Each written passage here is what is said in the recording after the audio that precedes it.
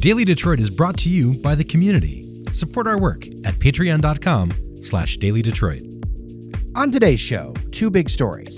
Mass transit may be moving ahead in southeast Michigan, minus Macomb County. Shianne has more. And Greg Migliore of Autoblog joins me to talk about the brand new Mustang Mach-E from Ford. It's an answer to Tesla and was even revealed next door to a Tesla property. Before we get into that, though, the Motor City is getting some star power this week. Hunger Games actor Liam Hemsworth is in Detroit shooting his new TV show, Dodge and Miles. He's been spotted downtown, including in the GM Rensen. It's Tuesday, November 18th, 2019. I'm Jer Stays, and welcome to your Daily Detroit. On a day like today, the cue line bell we usually use for story transitions is very appropriate. Metro Detroit has a long and twisted history with mass transit. Since the removal of streetcars in the 1950s, well, it's been very hard to get around our region without a car. But there are new developments, and Shianne is with me to talk about them. Hey, Jer. Good to see you, Shianne. So you went up to Royal Oak today, Beaumont Hospital, to find out what's going on with these regional leaders, these mucky-mucks we're all getting together. They're looking at a new way forward? Yes, they are. The city of Detroit, Oakland, Wayne, and Washtenaw counties were all there and are pushing to change state legislation so that they can raise money for more transit. I noticed something, though. There's no Macomb County in what you said there. Nope, but I'll get to that later.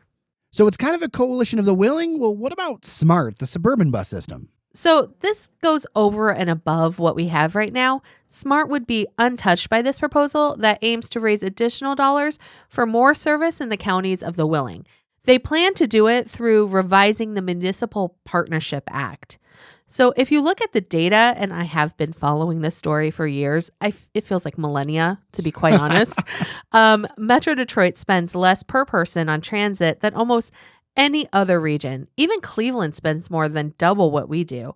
And in my hometown of Denver, they spend $216 per person per year on transit. And Detroit spends about $69. So what you're saying is you get what you pay for. Yeah, exactly. And leaders are saying that it hurts the region for attracting and keeping people here. The Kresge Foundation's Rip Rapson told me this story.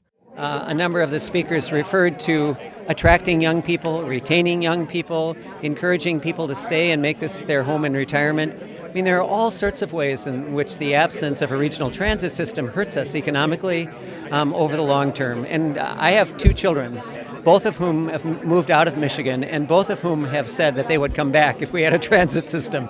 It is that basic. And so I'm hoping that this is a step in that direction. Here's some more audio. Dave Meter, the vice chairman of DTE Energy. Let's roll that. When we're trying to attract new businesses to this region, the first question they're asking is about talent. The second question right behind that is how will people get to and from work? So as we try to grow and diversify the economy, it's important. And also for those of us that are working on workforce development, trying to get people either to their first job or people to a higher paying job, transportation is really critical. We have a fair number of people in this region that don't have access to a car, and getting to and from work is just way too hard. So let's get back to the fact Macomb isn't a part of this, Shai. That's interesting to me. Well, they barely passed a SMART millage, and leadership there read the tea leaves. There just isn't an appetite for more transit with Macomb voters. Warren Evans, the Wayne County executive, had this to say. He also outlined that this isn't a final step.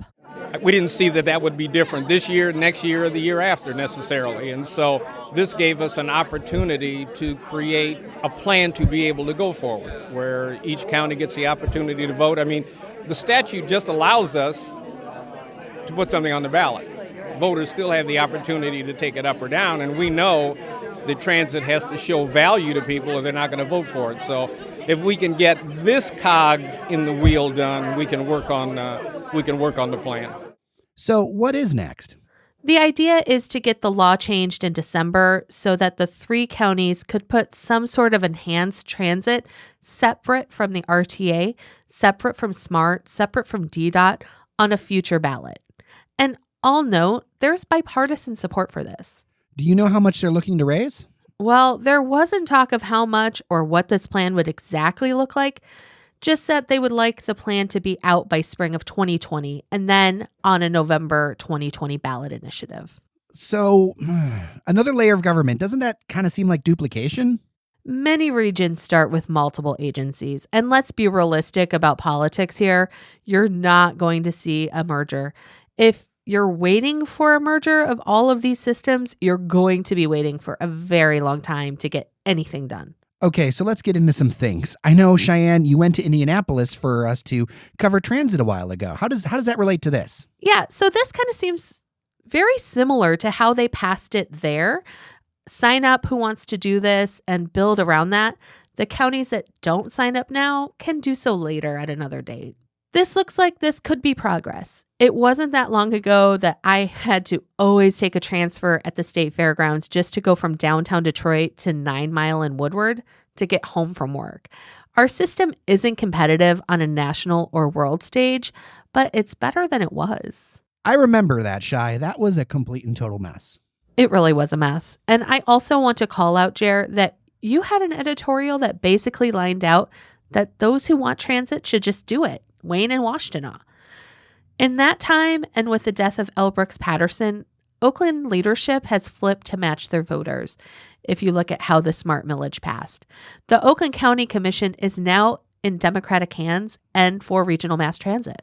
Yeah, I figured this is how this would need to get done. Macomb County just doesn't have the appetite for too many regional things. There's already the DIA, already Kobo. There's all kinds of noise that gets made. And culturally, Macomb often sets itself apart from Wayne and Oakland. Macomb tends to identify itself as more rural. There's, in fact, lots of dirt roads that are even just right around where I-696 is. However, I think long-term, this could be very bad for their economy. New businesses are going to prefer to go where they can easily get workers, where young people, want to move, and that's where transit is.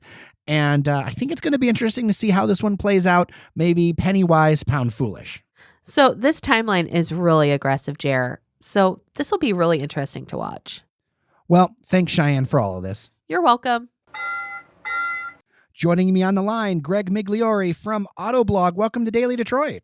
Hey, how's it going? It's going well, my friend, going well. There is a major reveal that happened over the weekend from a Detroit automaker, specifically Ford. I mean, this thing, it seems to be a major entrant into the whole electric car race.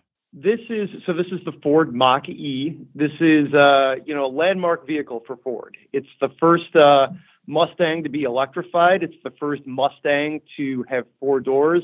And of course, this is sort of, Ford's moonshot to compete with, car companies like Tesla. They revealed it last night at a, very splashy event out ahead of the Los Angeles Auto Show, which is this week. Initially it looks very compelling. It offers a wide variety of different ranges.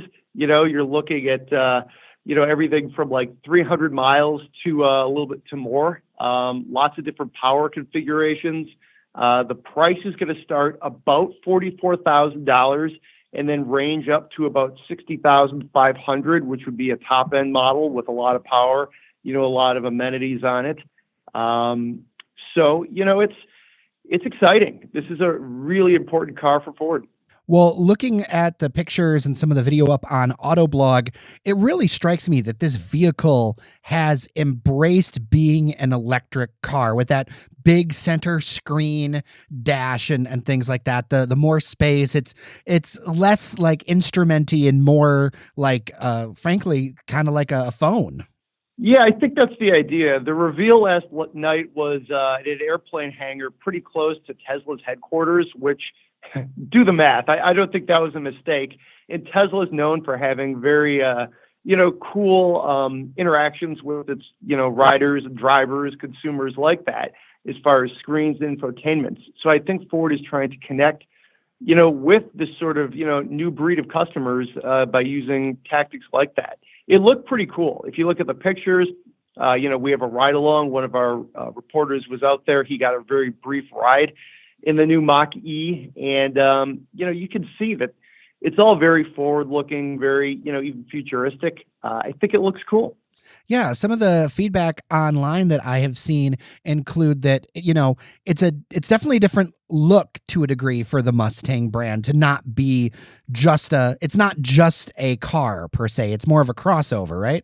Yeah, so that is probably like the big point of controversy for this is that Ford put the Mustang name on this crossover vehicle.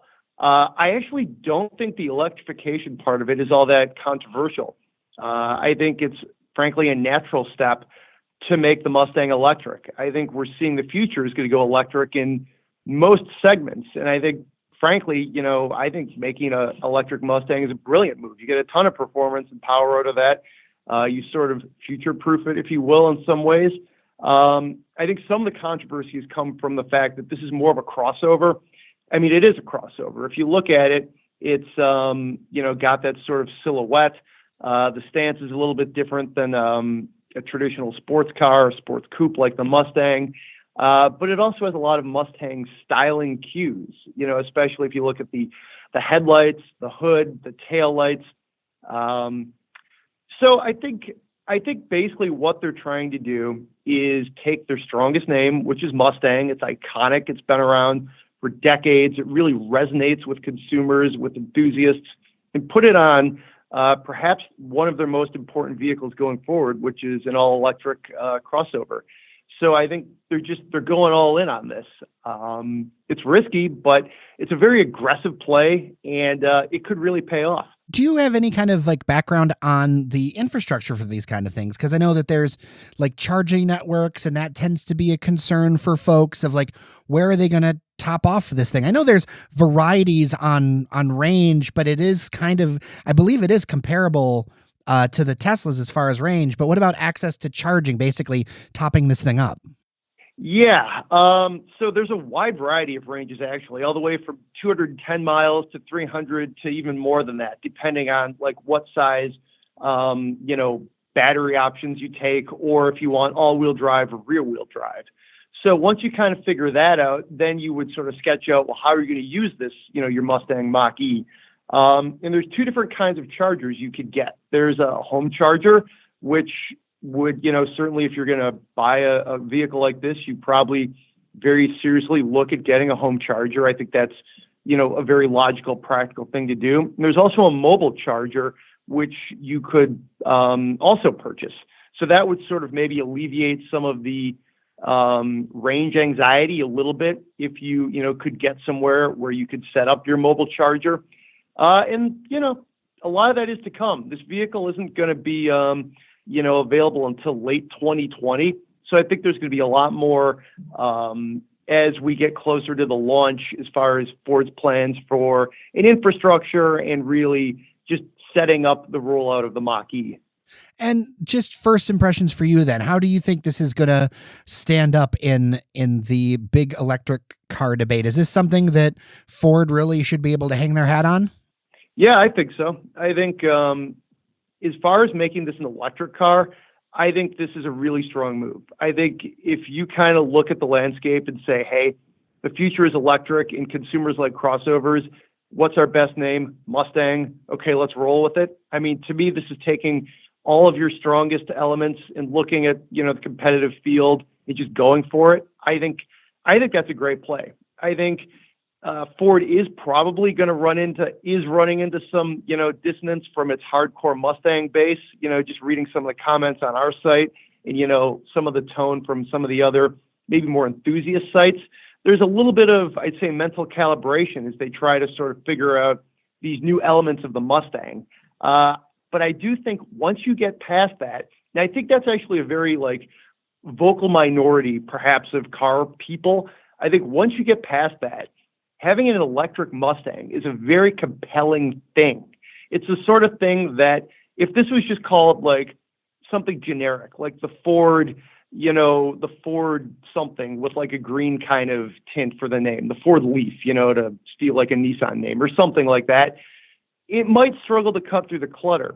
But now you've got a name that's universally known by all kinds of consumers, and you add the element of electricity, and you make it fairly, practical. It's a crossover. That's going to give people who are maybe cross-shopping Teslas or some of the other electric offerings like from Jaguar and Audi, and take a look at this because this could fit their needs. And then you, like I said, you roll in the Mustang element and people are like, oh, that's cool. It's not just this generic electric crossover. It's also a Mustang. So I think, it's a risky play, but I think the payoff is very high, potentially very high.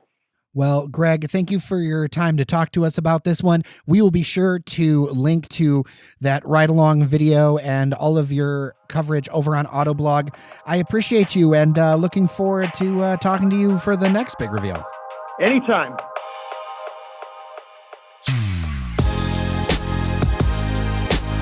Thanks for joining us today. A quick reminder that membership matters and is an important part in keeping your Daily Detroit going. Independent. All local media requires independent funding, and that's where you come in. Be like Katie and Alan and Tony and Seth. Join us as a member for just a few bucks a month at patreon.com/Daily Detroit. And thank you. With that, I'm Jer Stays. Take care of each other, and we'll see you around Detroit.